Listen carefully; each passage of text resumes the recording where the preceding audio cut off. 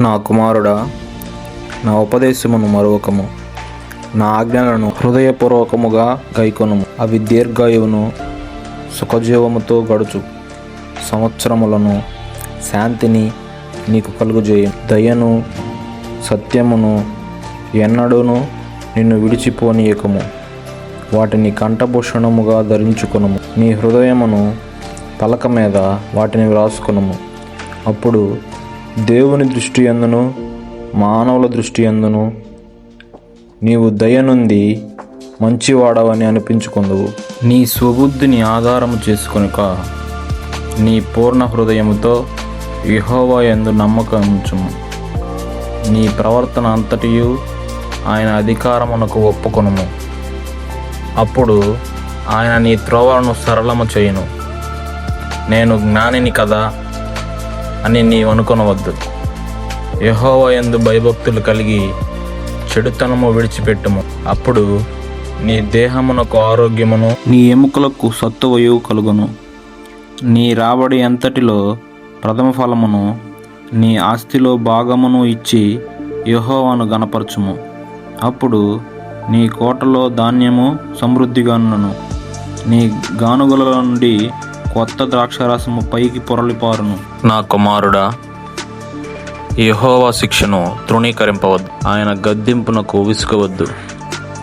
తండ్రి తనకు ఇష్టడైన కుమారుని గద్దించు రీతిగా యెహోవా తను ప్రేమించిన వారిని గద్దించును. జ్ఞానము సంపాదించిన వాడు ధన్యుడు, వివేచన కలిగిన నరుడు ధన్యుడు. వెండి సంపాదించుట కంటే జ్ఞానము సంపాదించుట మేలు, అపరంజి సంపాదించుట కంటే జ్ఞానలాభము నొందుట మేలు. పగడముల కంటే అది ప్రియమైనది. నీ ఇష్ట వస్తువులన్నీ దానితో సమానులు కావు. దాని కుడి చేతిలో దీర్ఘాయువును, దాని ఎడమ చేతిలో ధనఘనతలు ఉన్నవి. దాని మార్గములు రమ్య మార్గములు, దాని త్రోవలన్నీ క్షేమకరములు. దానిని అవలంబించు వారికి అది జీవవృక్షము. దాన్ని పట్టుకొని వారందరూ ధన్యులు. జ్ఞానము వలన యెహోవా భూమిని స్థాపించును. వివేచన వలన ఆయన ఆకాశ విశాలమును స్థిరపరిచెను. ఆయన తెలివి వలన అగాధ జలములు ప్రవహించుచున్నవి. మేఘముల నుండి మంచు బిందువులు కురుచుచున్నవి. నా కుమారుడా, లెస్స అయిన జ్ఞానమును వివేచనను భద్రము చేసుకొనుము. వాటిని నీ కనుల ఎదుట నుండి తొలగిపోనీయకము. అవి నీకు జీవముగాను నీ మెడకు అలంకారముగాను ఉండును. అప్పుడు నీ మార్గమున నీవు సురక్షితముగా నడిచెదవు. నీ పాదము ఎప్పుడూ త్రొట్టిల్లదు. పండుకున్నప్పుడు నీవు భయపడవు. నీవు పరుండి సుఖముగా నిద్రించెదవు. ఆకస్మికముగా భయము కలుగునప్పుడు, దుర్మార్గులకు నాశనము వచ్చినప్పుడు నీవు భయపడవద్దు. యెహోవా నీకు ఆధారమగును. నీ కాలు చిక్కబడుకున్నట్లు ఆయన నిన్ను కాపాడును. మేలు చేయుట నీ చేతనైనప్పుడు దాని పొందదగిన వారికి చేయకుండా వెనుకకు తీయకము. ద్రవ్యము నీ యొద్దనుండగా రేపు ఇచ్చేదను పోయి రమ్మని నీ పొరుగువానితో అనవద్దు. నీ పొరుగువాడు నీ యొద్ద నిర్భయముగా నివసించినప్పుడు వానికి అపకారము కల్పింపవద్దు.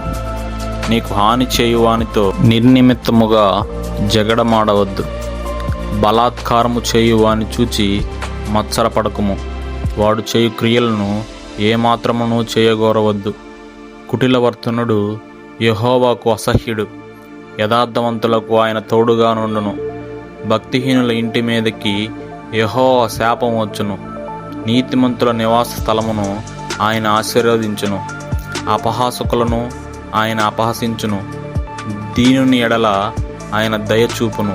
జ్ఞానులు ఘనతను స్వతంత్రించుకొందురు, బుద్ధిహీనులు అవమానభరితులగుదురు.